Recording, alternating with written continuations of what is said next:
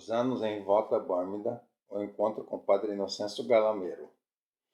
No ano seguinte, no dia 22 de junho de 1864, irmã Clara fez a profissão religiosa na presença do provincial padre Franco Otaviano de Savona, seu primo, e do padre Basílio de Nerone, que continuou a acompanhar com sabedoria a sua caminhada. Com a profissão religiosa, irmã Clara foi em seguida inserida nas atividades da sua congregação. Foi-lhe confiada a docência na Escola São Francisco de Álvaro e a colaboração na formação das moças do orfanato, no qual os pais teriam mandado as duas irmãs menores. Uma delas contara mais tarde: os nossos pais vinham nos ver frequentemente. A irmã Clara era radiante por ter chegado ao seu ideal. Parecia ter chegado ao ápice da felicidade terrena. A nós dizia: rezar, que delícia! No entanto, em 1872, as franciscanas do Monte receberam o pedido de assumir a direção da escola materna de Rivota Bórmida, uma cidade na província de Alessandria. Eram aqueles anos particulares para toda a Itália. A realização da unidade da pátria procedia lentamente, e muitos consideravam a Igreja um obstáculo aos processos. No ano 1866, as leis de supressão tinham imposto a muitíssimos religiosos deixar os conventos com todos os bens que foram confiscados pelo Estado italiano, muito necessitado de recursos. Essa situação determinou um grande desorientamento. Muitos religiosos abandonaram completamente a vida de consagração. Outros, ao invés, procuravam servir nas paróquias para poder viver como sacerdotes. Entre eles está Padre Inocêncio Galameiro. Este, nascido em Castrospina, um pequeno centro rural na província de Alessandria. Em 1837, com 16 anos, entrou para a Ordem dos Frades Menores, na província religiosa de Bolonha. Emitiu a profissão religiosa em 1854. Foi ordenado sacerdote em 1859 e começou a percorrer a zona rural bolonhesa para pregar. Atingido pelas leis da supressão, foi obrigado a deixar o convento de Bolonha para retornar à região de Piemonte, em Castrospina.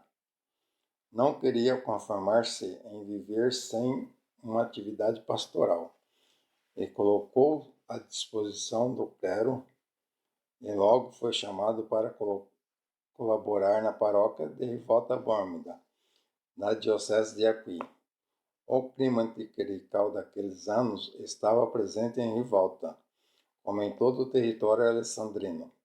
Por isso, quando se tratou de abrir a escola infantil municipal, foram feitas diversas tentativas, e só depois de cuidadosa seleção foi aceita a proposta oferecida pelo padre Inocêncio, de pedir ajuda a uma congregação religiosa, as franciscanas de Gênova. No ano 1872, as irmãs chegaram em volta como professoras e a irmã Clara foi confiada a direção da escola infantil. No ano sucessivo, na falta da professora da escola elementar feminina, ela foi nomeada pelo Conselho Municipal para assumir a direção com reconhecimento pelos seus dotes de educadora. De fato, lê-se na ata do Conselho.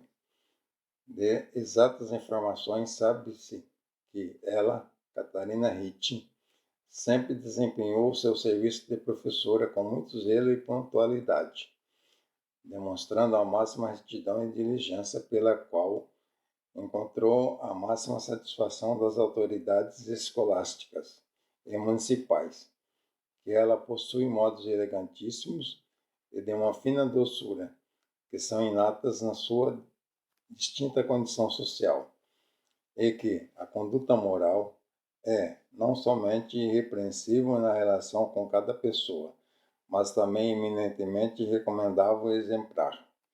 Padre Inocêncio tinha um caráter entusiasta e empreendedor. O seu espírito de iniciativa direcionado particularmente aos jovens, para os quais tinha cuidado e atenção particular.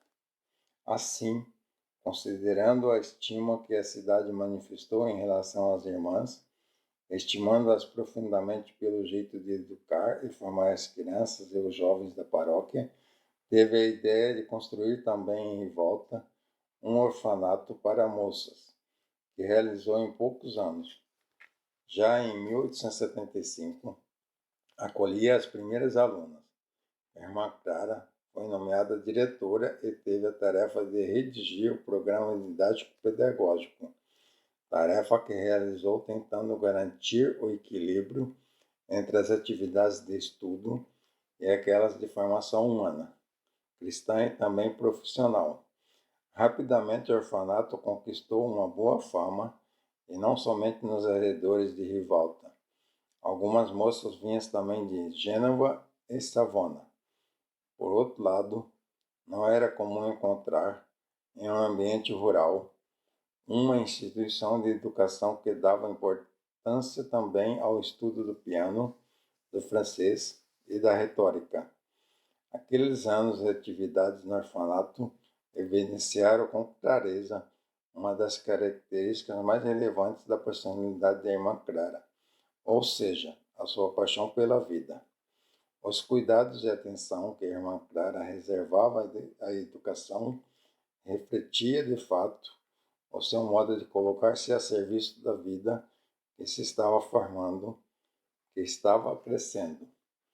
Nela era forte a preocupação que a formação humana fosse integral, isto é, físico, intelectual e moral. Com longanimidade e sabedoria, a sua paixão pela vida se traduzia já na experiência de Rivalta, em um compromisso discreto, mas decidido, de promoção da mulher, a dar-lhe uma instrução adequada, também em vista da inserção no mundo do trabalho.